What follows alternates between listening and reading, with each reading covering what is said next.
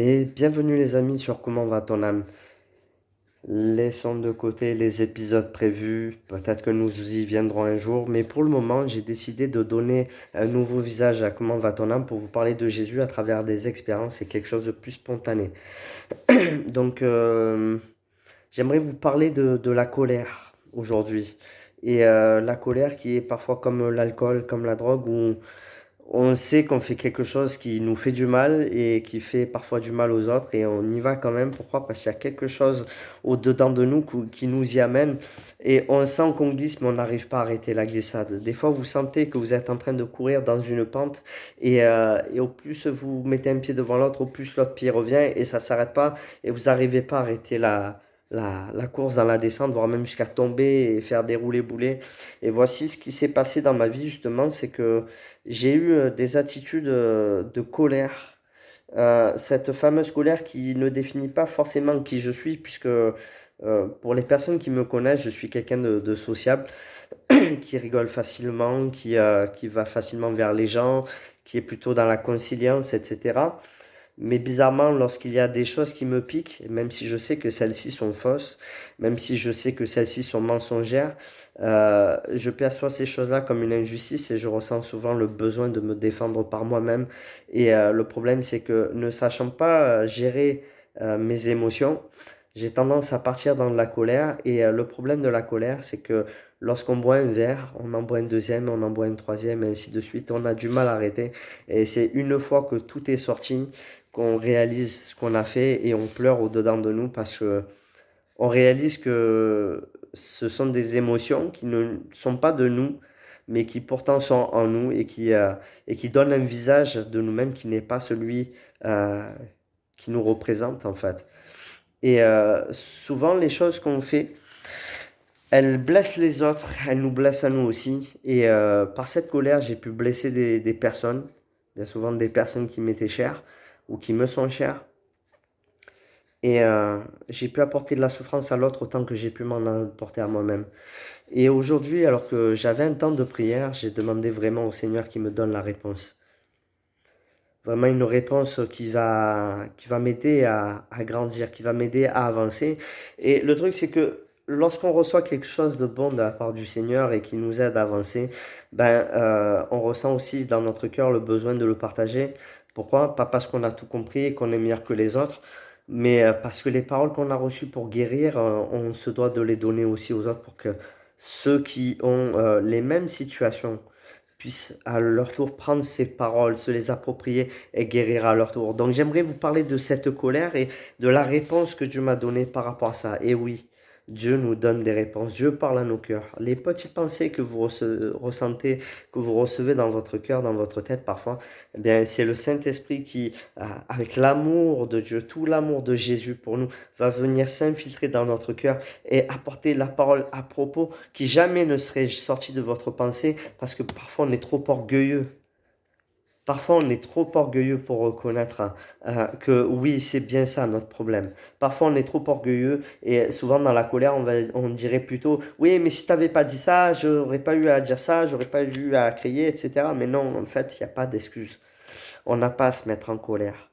Et en sachant que souvent la colère nous amène à faire des erreurs. La Bible dit que lorsque tu te mets en colère, ne pêche pas. Et elle dit également, ne te couche pas sur ta colère, ne t'endors pas sur ta colère. Parce que si ton âme t'est redemandée, il te sera demandé pourquoi tu t'es couché sur ta colère et pourquoi tu as fait peut-être même des erreurs lorsque tu t'es mis en colère. Alors voici la réponse que le Seigneur m'a donnée pour vraiment me débarrasser de cette colère. Alors non, je ne m'en débarrasserai pas par moi-même, mais il y a une partie de ce chemin que je dois faire moi-même pour que le Seigneur à son tour puisse faire son travail dans mon cœur et m'aider à me débarrasser de ça. Donc la réponse, c'est comment guérir la colère.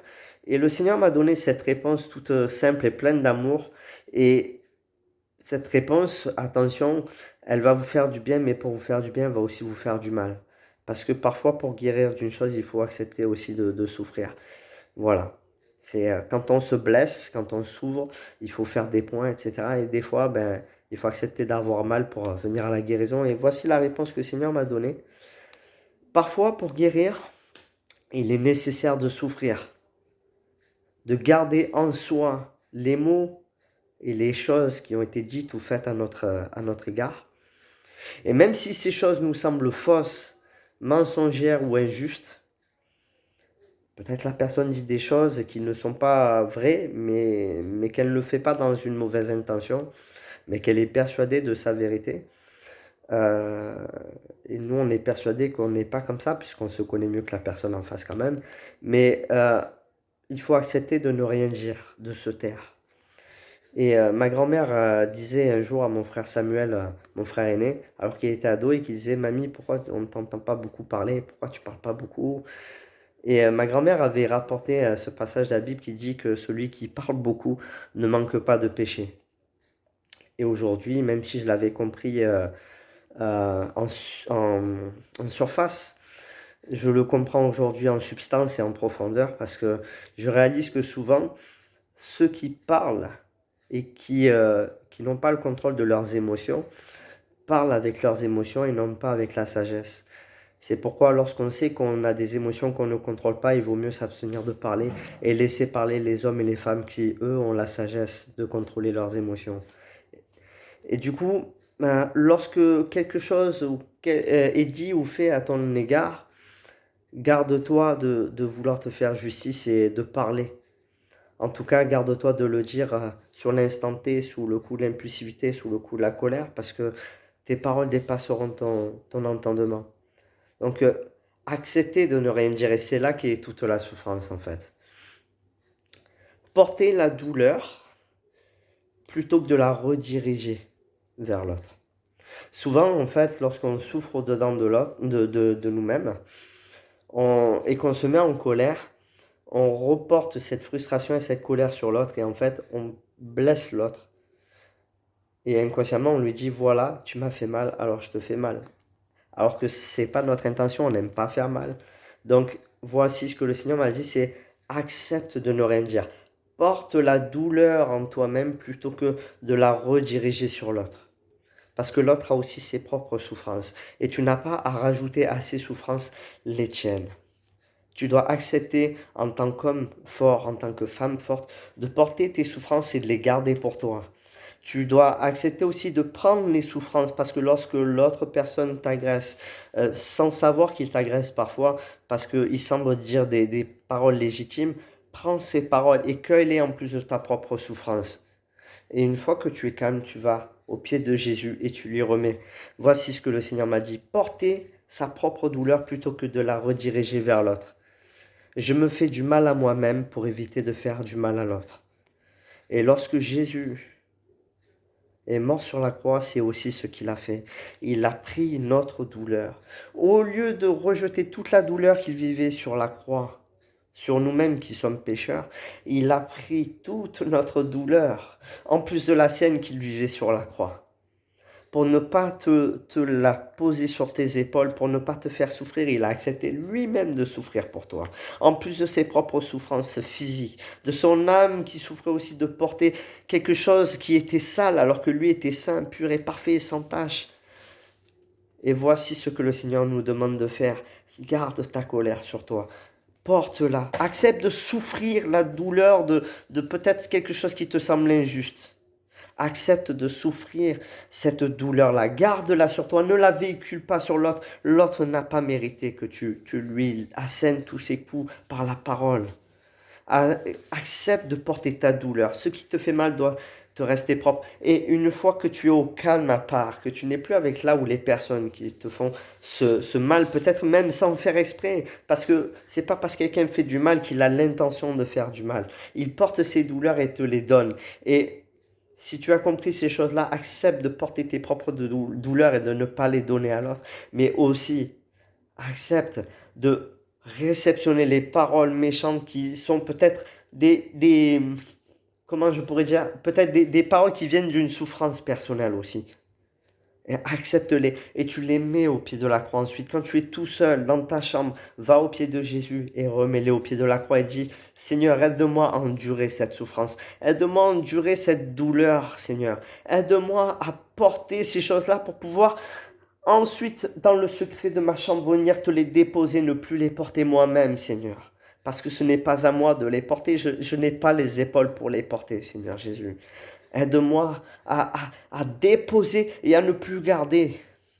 Aide-moi à ne plus garder cette colère. Aide-moi à ne plus garder ces émotions fortes. Donne-moi le contrôle sur ma langue et sur mes émotions, Seigneur.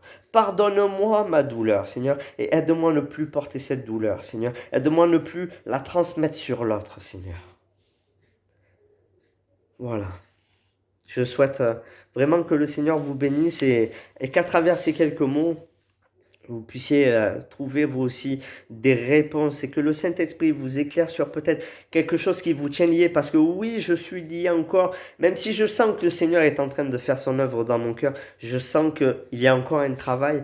Et comme disait un serviteur de Dieu une fois, le Seigneur est capable de guérir un corps en instantané, de te guérir, de te sortir de ton fauteuil roulant, de te guérir de ton audition si tu es sourd ou quoi que ce soit.